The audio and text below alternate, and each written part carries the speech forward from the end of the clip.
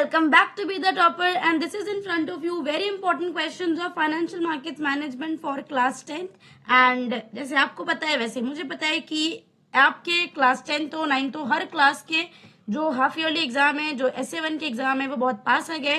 And I know कि many of the students are waiting for this video. और अगर आपको स्ट्रैटेजी चाहिए तो मैंने एक 5 मिनट का बहुत छोटा सा वीडियो बनाया है अपने चैनल पे, जो कि बहुत सारे बच्चों ने अभी नहीं देखा है, पर उसमें मैंने बहुत ही कमाल की बातें आपको बताई हैं. तो आप लोग जरूर उस वीडियो को एक बार चेक करना, क्योंकि वो एक बहुत ही छोटी वीडियो है. लाइक मैंने आपका टाइम वेस्ट नहीं किया उसमें, और मैंने कुछ बातें बताई जिससे अगर आपका भी सिलेबस पूरा नहीं हुआ है या फिर प्रिपेयर्ड फील नहीं कर रहे हो तो ऑफकोर्स उस वीडियो को देखने के बाद आपको थोड़ी सी हेल्प मिल जाएगी.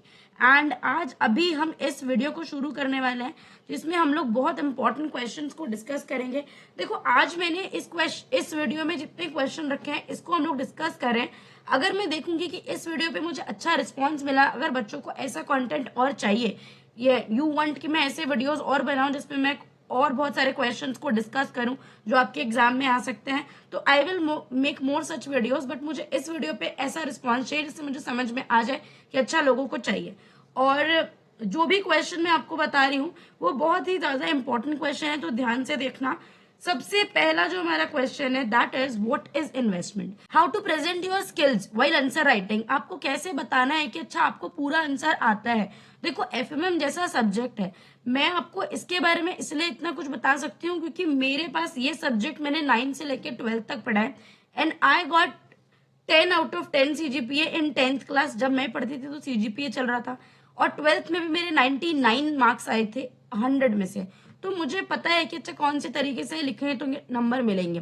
देखो यार, एक कोशिश करो. आई एम नॉट सेइंग कि आप रट्टा मारो, बट जब भी आप ये चीज करते हो ना कि आप बुक के वर्ड्स को आप अपने आंसर में लिखते हो, तो वो एक अच्छा इम्पैक्ट डालता है चेक करने वाले के ऊपर कि बच्चा अपने मनगढ़ंत बातें नहीं बना रहा, या फिर अपना जो उसके मन में आया उसने वो नहीं लिखा जो एक्चुअली में बुक में लिखा हुआ है, वो आप उसको लिख के दिखा रहे हो कि अच्छा देखो मैंने पढ़ के आया हूँ, मुझे पता है कि अच्छा ये चीज बुक में लिखी हुई है.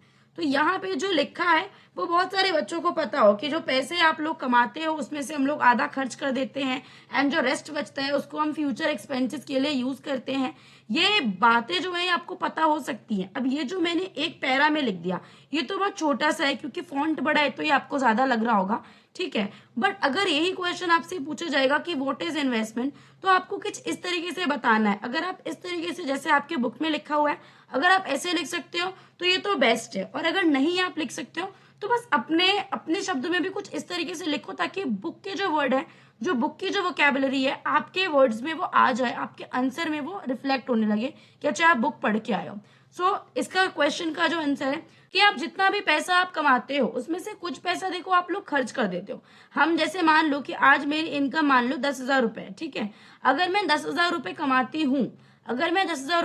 हूँ, तो उसमें 10,000 के 10,000 खर्च नहीं कर दूंगी, थोड़े पैसे मैं बचा के रखूंगी. मान लो मेरे 1-2 हजार रुपए बच गए, तो ये जो है ये वो रेस्ट मनी है जो मैंने बचा ली है. अब जो मेरी बची हुई मनी है मैं उसको सेव करूंगी. कहाँ सेव करूंगी? एक ऐसी जगह सेव करूंगी जहां पे मुझे रिटर्न मिले.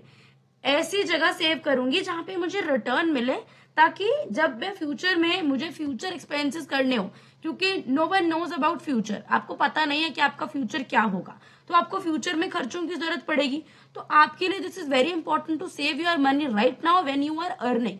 तो जितना पैसा हम लोग कमाते हैं उसमें से कुछ पैसा हम लोग बचाते हैं, और उस बचे हुए पैसे को हम लोग ऐसी जगह लगाते हैं जहां से हमें रिटर्न मिले, ठीक है. और उसको हम लोग इन्वेस्टमेंट बोलते हैं. अब ये मैंने आपको समझा दिया. अब इसको कैसे मॉडिफाई करना है, इसमें कैसे अपना इनपुट डालना है, ये आप पर डिपेंड करता है. बट ये एक बात है जो आपके आंसर में रिफ्लेक्ट होनी चाहिए. आप जरूरी नहीं है कि आप लैंग्वेज ही कॉपी पूरा करो, पर कुछ जो वर्ड है, मैं आपको वही बोल रही हूँ, वो वर्ड्स आपके आंसर में आपके आंसर को इम्पैक्टफुल बनाता है. That will help you fetching more marks, ठीक है. वो आपको हेल्प करेंगे. Question number 2, why should one invest. अब क्यों किसी बंदे को इन्वेस्ट करना चाहिए? सबसे इंपॉर्टेंट, अर्न रिटर्न. देखो अब यहाँ पे क्या होगा, मैंने यहाँ पे पूरी लाइन लिख दी जो बुक में लिखी हुई है. अब मैं आपको कई तरीके से आपको ये भी बताना चाहती हूँ कि देखो, अर्न रिटर्न मान लो आपने लिखा, अब आपको पूरा याद नहीं रहा, earn return on your ideal resources, तो जस्ट राइट अर्न रिटर्न, उसके ऊपर लिख दो, उसको ऐसा करके कर दो. देखो मैं आपको बता रही हूँ, एक minute, let me use this pen right now. जैसे मान लो मैंने यहाँ पे लिख दिया अनरिटर्न, ठीक है। उसके बाद मुझे इसको एक बॉक्स में करना है and then I write 1 or 2 line explanation of this की अनरिटर्न कैसे होगा। हम लोग जो पैसे कमाते हैं उसको लगाते हैं, उसमें हमें इंटरेस्ट मिलेगा, उसके बाद हमारी इनकम होगी, बस इतना लिखना है आपको, ज्यादा कुछ नहीं। ऐसा नहीं कि आपको यहाँ पे मैथ की कोई थ्योरम सॉल्व करनी है, this is not like that, बस सिंपली आपको इतना लिखना है। Generate a specified sum of money, ताकि हम एक स्पेसिफाइड सम ऑफ मनी अपने कोई भी स्पेसिफिक गोल जो हमारा लाइफ में है उसके लिए जनरेट कर लें, ये चीज हो सकती है। Make a provision for uncertain future, everybody knows कि हर किसी का फ्यूचर अनसर्टेन होता है, just to make our future safe, इसलिए हम लोग उसको इन्वेस्टमेंट करते हैं, ठीक है, ताकि फ्यूचर में अगर कभी जरूरत पड़े तो हमारे पास अपना पैसा हो और हमें कोई प्रॉब्लम ना हो, ठीक है। Let's come to the next question, what is inflation. अब ये क्वेश्चन ऐसा क्वेश्चन है मतलब जिसके बारे में पता सबको है, बट ये जो लाइन यहाँ पे लिखी है ना, which the cost of living, inflation is the rate at which the cost of living increases. जिन बच्चों ने मेरी एक्सप्लेनेशन की वीडियोस देखी है उनको पता होगा कि अच्छा मैंने इन्फ्लेशन कैसे समझाया हुआ है। जिन्होंने नहीं देखा उनके लिए मैं बता देती हूँ, इन्फ्लेशन को हिंदी में हम लोग महंगाई बोलते हैं। महंगाई क्या होती है, किसी भी चीज का जो प्राइस होता है, किसी भी चीज का, किसी भी गुड्स, किसी भी सर्विस का जो प्राइस होता है वो कॉन्स्टेंटली बढ़ रहा होता है, जो प्राइस है वो कॉन्स्टेंटली बढ़ रहा होता है, तो इसी को हम लोग बोलते हैं कि वो एक रेट है, ठीक है। क्या है, अब ये बहुत खिचड़ी पक गई है, लेट मी क्लीन दिस। यहाँ पे मैं क्या बोल रही थी कि जो इन्फ्लेशन है वो क्या है कि किसी भी चीज का कांस्टेंट प्राइस में जो है वो राइज होता है, तो जब कांस्टेंट राइज हो रहे हैं तो हम लोग उसको रेट बोलते हैं, और आपको यही लिखना है, inflation is the rate at which the cost of living increases. किसी भी प्रोडक्ट, या फिर ऐसे भी लिख सकते हो कि किसी भी प्रोडक्ट या फिर किसी भी सर्विस की जब कांस्टेंट प्राइस में इंक्रीज होती है तो हम उसको इन्फ्लेशन बोलते हैं, ठीक है, ये लिख सकते हो। नेक्स्ट पे आते हैं, फोर्थ क्वेश्चन है हमारा, व्हेन टू स्टार्ट इन्वेस्टिंग। अब आपको इन्वेस्टमेंट कब शुरू करनी है, सबसे पहला इसका जो आंसर होगा वो होगा इन्वेस्ट अर्ली। जितना जल्दी हो सके आप उतना जल्दी इन्वेस्ट करो। यहाँ पे अगर मान लो आपको एक्सप्लेनेशन लिखनी है आपको, तो इसमें ऐसे लिख दो, क्योंकि यार देखो अगर इतना सा आंसर लिखोगे ना तो हो सकता है टीचर आपके नंबर काट ले, पर अगर इतना लिखे और मान लो आपने एक यहाँ पे लगा दिया डैश, ठीक है, आपने यहाँ पे डैश लगाया और आपने ये लिख दिया कि भाई आपको वैसे ही लिखना है नॉर्मली कि जितना जल्दी से जल्दी हो सके हमें इन्वेस्टमेंट करनी चाहिए, ठीक है, ये लिख दिया।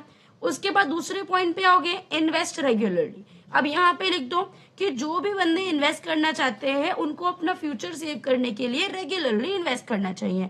थोड़ा सा मॉडिफाई करना अपने सेंटेंस को, ऐसा नहीं कि वही सेम सेंटेंस कॉपी पेस्ट कर, ऐसा करोगे तो टीचर को शक हो जाएगा कि ये क्या कर रहा है। तीसरे पॉइंट में क्या करना है आपको, यहाँ पे क्या बताना है, यहाँ पे बताना है कि किसी भी इन्वेस्टर को एक लंबे टाइम पीरियड के लिए इन्वेस्टमेंट करनी चाहिए, शॉर्ट टर्म में उतने रिटर्न्स अच्छे नहीं होते हैं, ठीक है, आपने बता देना है इसको।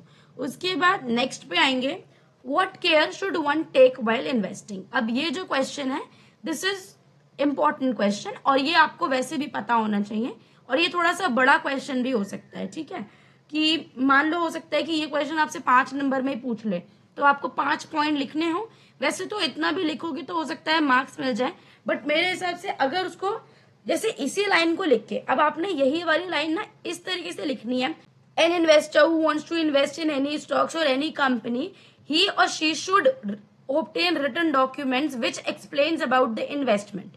तो आपने, ये बहुत ही छोटी सी लाइन थी, मैंने अपना आगे पीछे का थोड़ा सा सेंटेंस यूज करके इस लाइन को थोड़ा सा बड़ा बना दिया। अब जहां पे आएगा ना obtain written documents explaining the investment, उसको हाईलाइट कर दो, उसको इस तरीके से जैसे मैंने अभी आपको बताया था, या तो बॉक्स में कर दो या फिर उसको अंडरलाइन कर दो, कुछ तो ऐसा कर दो जिससे उसको लगे कि अच्छा आपको बात समझ आई है। मान लो इसको मैंने हाईलाइट कर दिया, वैसे हाईलाइटर मत लेके चले जाना, अंडरलाइन करना। मुझे पता है इतना नूब वैसे कोई है नहीं, बट फिर भी बोलने के लिए बोल दिया। आपको रिटर्न डॉक्यूमेंट्स लेने हैं इन्वेस्टमेंट से रिलेटेड, आपको उस इन्वेस्टमेंट से रिलेटेड जितने भी डॉक्यूमेंट्स हैं उनको अच्छे से पढ़ना है, आपको देखनी है। अब यहाँ पे आप एक लाइन ऐड कर सकते हो कि कोई भी टर्म्स एंड कंडीशन अगर उस इन्वेस्टमेंट से रिलेटेड होगी तो हमें उसे पढ़ लेना है, यहाँ पे ये चीज ऐड कर दो। तो ये जो सेंटेंस है जो सिर्फ 5 वर्ड का है, ये थोड़ा सा बड़ा हो जाएगा। थर्ड में आएंगे, verify the legitimacy of the investment, कोई इन्वेस्टमेंट कितनी लीगल है, सच्ची भी है, सरकार से ऑथराइज है या नहीं है। तो यहाँ पे ये आपको लिखना है कि आपको लेजिटिमेसी चेक करनी है कि जो इन्वेस्टमेंट है वो ऑथराइज्ड है या नहीं है। इस तरीके से कुछ आप लिख सकते हो। अब जो फोर्थ सेंटेंस है ये अपने आप में ही मतलब ठीक ठाक सेंटेंस है, find out the cost and benefit associated with the investment. तो आप इसको वही उस तरीके से लिख दो कि कोई भी इन्वेस्टर जो होता है उसको देखना चाहिए कि कितना पैसा वो लगा रहा है तो उसको कितना बेनिफिट मिलेगा। इस तरीके से आपको थोड़ा सा लेंथ इसकी बढ़ानी है सेंटेंस की और आपको लिखना है assess the risk return profile of the investment. अब यहाँ पे लास्ट पॉइंट हम क्या लिखेंगे कि भाई जो रिस्क रिटर्न प्रोफाइल है इन्वेस्टमेंट की उसको चेक करना है कि भाई इस इन्वेस्टमेंट जो हम कर रहे हैं उसमें कितना रिस्क इन्वॉल्व है, कितना रिटर्न इन्वॉल्व है। पता चले कि भाई इतना सारा पैसा लगा दिया पर ये तो बहुत ही रिस्की इन्वेस्टमेंट हो गया, मतलब पता नहीं कि कल कंपनी डूब जाए, कल कुछ हो जाए, कुछ पता नहीं। तो आपको रिस्क एंड रिटर्न प्रॉपर आपको चेक करना है। तो अभी आप इन्वेस्टर की तरह नहीं, अभी आप स्टूडेंट की तरह इसको समझो कि आपको थोड़ा सा लेंथ बढ़ाना है इस सेंटेंस का और उसके बाद उसको लिख देना है कि भाई कोई जैसे मैंने अभी वही जो मैंने आपको बताया कि अचानक, क्योंकि वही यहाँ पे आप वो ऐड कर सकते हो कि अनसर्टेन फ्यूचर होता है, हमें पता नहीं होता, तो किसी कंपनी में अगर ज्यादा रिस्क हो गया तो इन्वेस्टर को लॉस हो जाएगा। तो जस्ट टू इंश्योर कि आपको बहुत लॉस ना हो, आप रिस्क रिटर्न प्रोफाइल चेक करके रखो। एंड अगर आपको ये वीडियो अभी तक पसंद आ रहा हो तो आप लाइक करो, शेयर करो अपने फ्रेंड्स के साथ, और अगर अभी तक चैनल को सब्सक्राइब नहीं किया है तो प्लीज सब्सक्राइब भी कर लो। ऐसे ही वीडियोस आपको और मिलते रहेंगे। This is only one video जो अभी आप देख रहे हो। अगर मुझे पता लगेगा, मुझे ऐसा फील होगा कि अच्छा एक्चुअली में बच्चों को ऐसा कंटेंट चाहिए, तो मैं ऐसे वीडियोस और भी आप लोगों के लिए लेकर आऊंगी। अब आएंगे नेक्स्ट क्वेश्चन पे, जो कि है what is meant by interest. आप इंटरेस्ट को कैसे समझते हो भाई, इंटरेस्ट क्या होता है।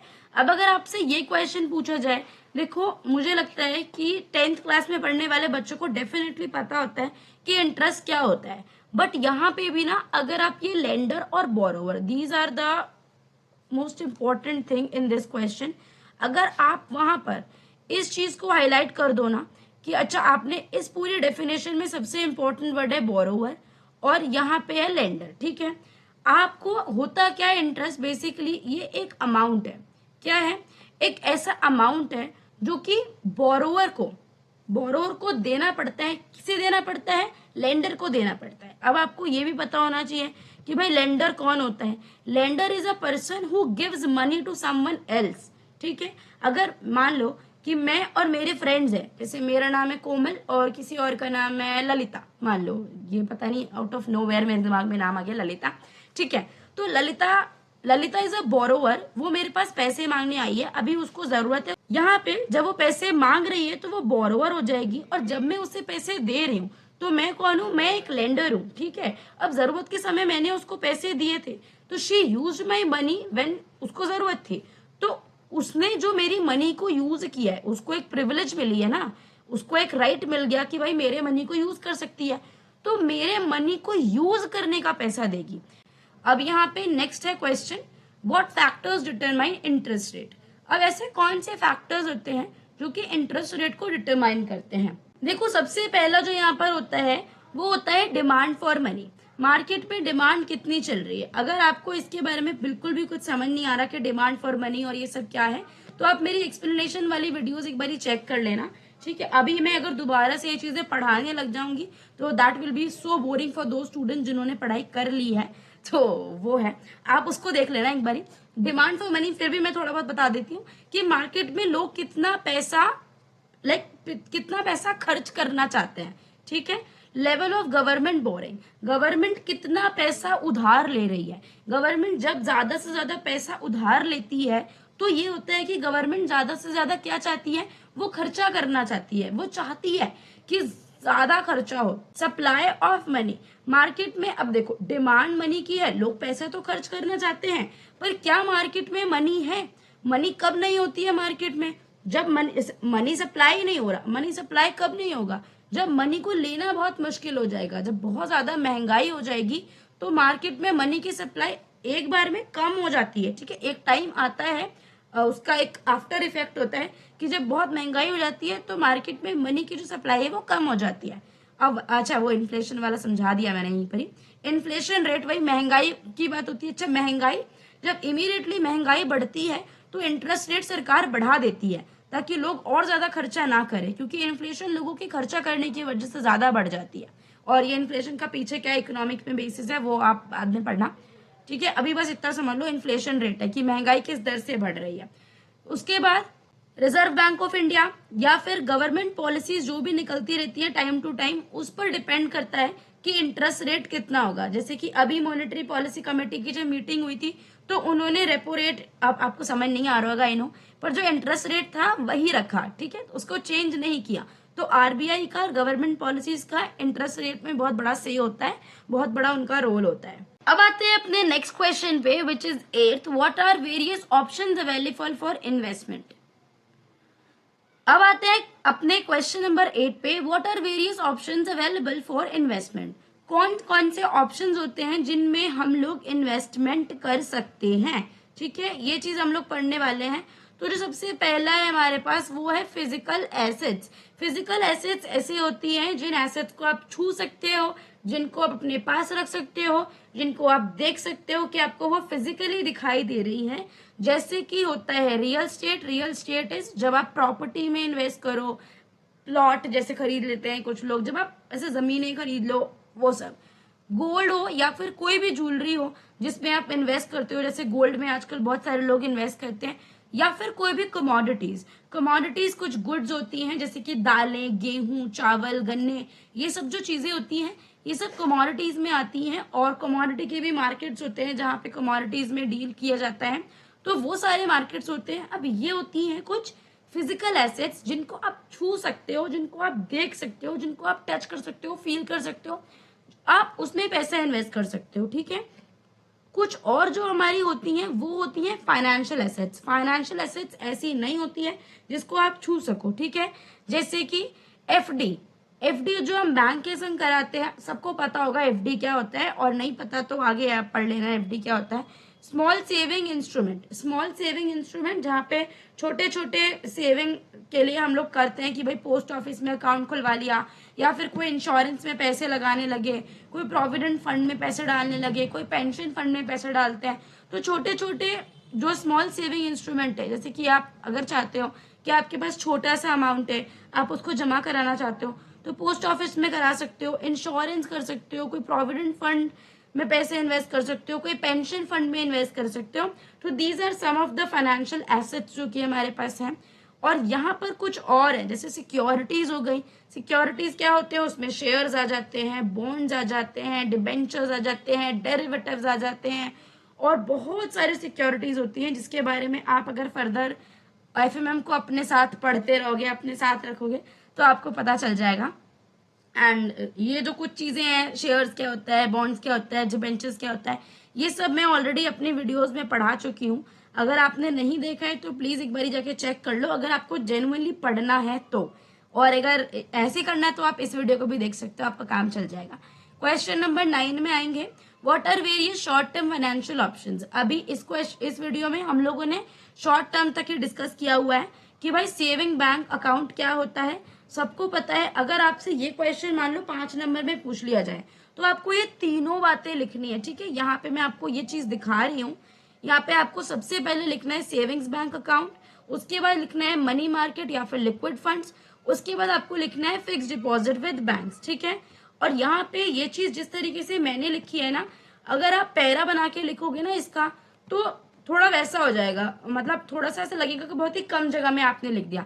बट इसी बात को अगर आप लोग लाइंस में लिखोगे ना, 1 2 3 पॉइंट्स डाल के लिखोगे, तो ऐसा भी नहीं लगेगा कि आपने रट्टा मारा हुआ है, ऑल टुगेदर टीप के सारा ऐसा का ऐसा उगल दिया, और ऐसा भी नहीं लगेगा कि आपने बहुत ही कम लिखा हुआ है। तो यहाँ पे देखो मैंने 3 पॉइंट्स मेंशन किए यहाँ पे, कि जो सेविंग्स बैंक अकाउंट होता है ये फर्स्ट बैंकिंग प्रोडक्ट है जिसको लोग यूज करते हैं, पहला पॉइंट ये लिख सकते हो। दूसरा होता है कि इसमें एक लो इंटरेस्ट मिलता है 4 to 5 पर एनम का। और तीसरा है मार्जिनली बेटर है फिक्स डिपॉजिट से। मार्जिनली बेटर मतलब थोड़ा बेटर है फिक्स डिपॉजिट से, मतलब इतना भी ज्यादा बेटर नहीं है, बट फिक्स डिपॉजिट से थोड़ा सा बेटर है। अब यहाँ पे क्या होता है,